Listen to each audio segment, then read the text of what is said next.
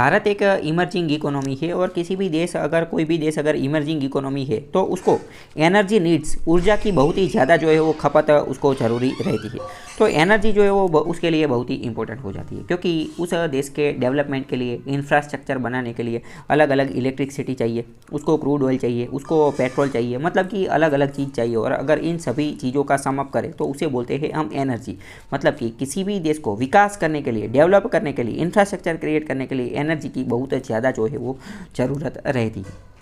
तो भारत में भी आप कई बार ऐसा एक कीवर्ड सुनते होंगे कि भारत को जो है एनर्जी सिक्योरिटी हासिल कर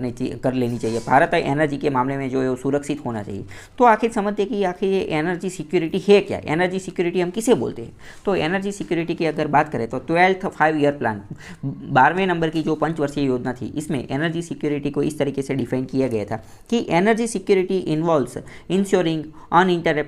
uninterrupted supply of energy to support the economic and commercial activities necessary for sustained development growth। यानी कि सस्टेन्ड इकोनॉमिक ग्रोथ प्राप्त करने के लिए हमें जितनी भी एनर्जी चाहिए वो एनर्जी हमें प्राप्त करनी चाहिए। और यह एनर्जी इकोनॉमिक यानी कि आर्थिक प्रवृत्ति और कमर्शियल वाणिज्यिक जो प्रवृत्ति है उन सबको बूस्ट करने के लिए, उन सबको सपोर्ट करने के लिए जितनी भी एनर्जी चाहिए वह एनर्जी हमें किस तरीके से मिलनी चाहिए, तो अनइंटरप्टेड तरीके से, यानी कि बिना किसी रुकावट के वह सभी एनर्जी जो है वो हमें मिलनी चाहिए, उसमें किसी भी तरीके का इंटरप्शन जो है वो नहीं होना चाहिए। तो आप कहीं पे भी एनर्जी सिक्योरिटी के बारे में लिख रहे हैं तो इसकी डेफिनेशन स्वरूप में यह लिख सकते हैं कि according to 12th 5 year plan energy security can be defined as the It involves ensuring uninterrupted supply of energy to support the economic and commercial activities necessary for sustained economic growth।